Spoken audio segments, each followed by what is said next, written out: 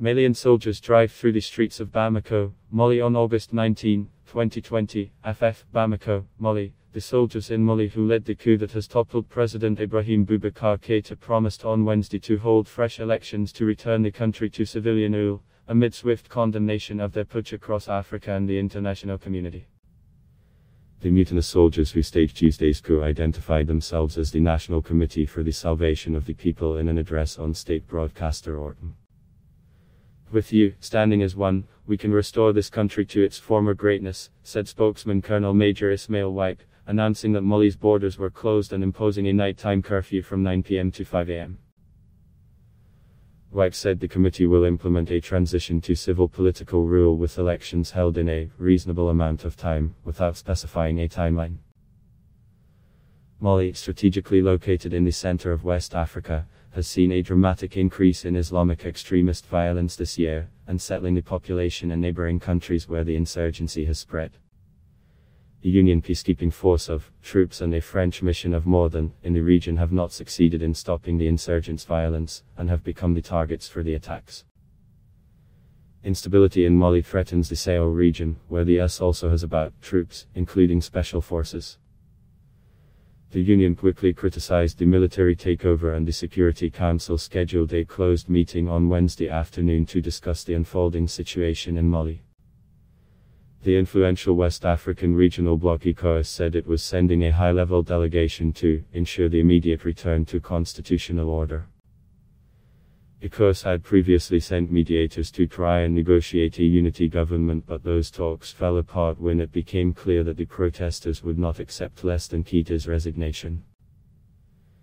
The bloc condemned the overthrow of Keita, denied any kind of legitimacy to the putschists, and demanded sanctions against those who staged the coup and their partners and collaborators.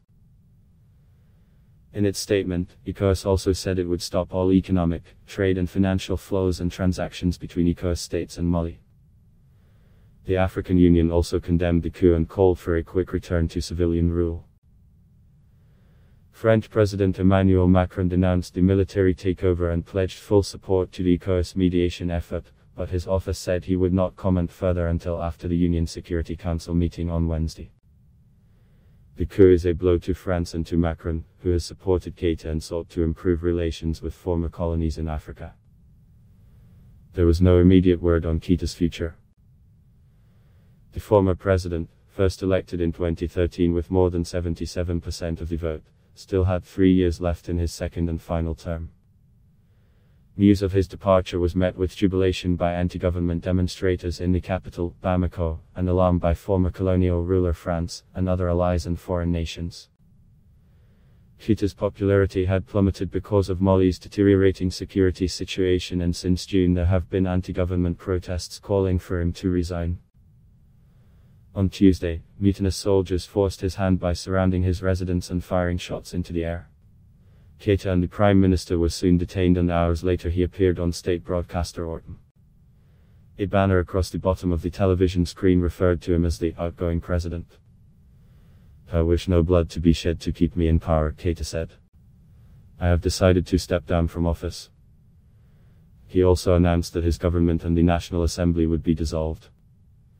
Keita, who tried to meet protesters' demands through a series of concessions, has enjoyed broad support from France and other Western allies.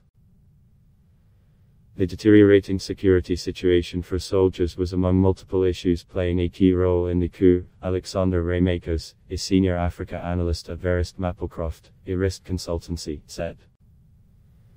A contributing factor was late and low payments to army troops, he said.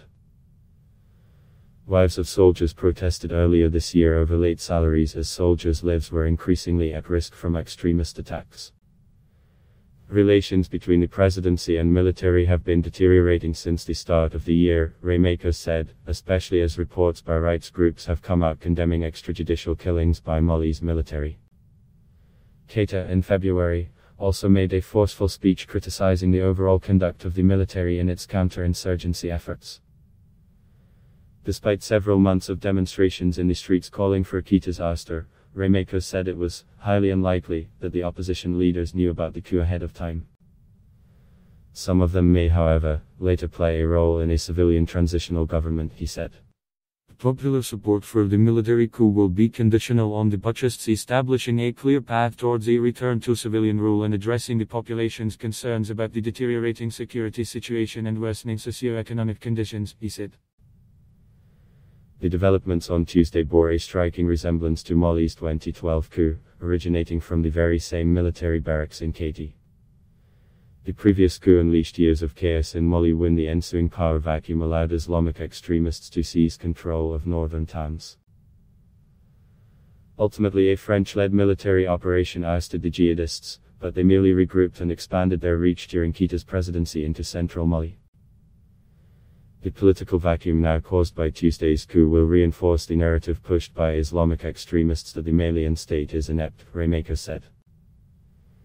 The coup also will undermine trust between the military and its Western partners, he added. Keita's political downfall closely mirrored that of his predecessor. Amadou Toumani Touré was forced out of the presidency in 2012 after a series of punishing military defeats. At the time, the attacks were carried out by ethnic Tuareg separatist rebels. This time, Mali's military has sometimes seemed powerless to stop extremists linked to Al-Qaeda and IS. The International Committee of the Red Cross in Mali called for the needs of civilians not to be forgotten. The military coup in Mali comes on top of years of conflict and violence in the wider Sahel region that has trapped millions of people in crisis, said the head of the delegation for AKEX in Mali, Klaas Spreerman. People in northern and central Mali have lived for years in a vicious cycle of conflict and climate shocks that have driven them from their homes and destroyed their livelihoods. Their needs must not be forgotten.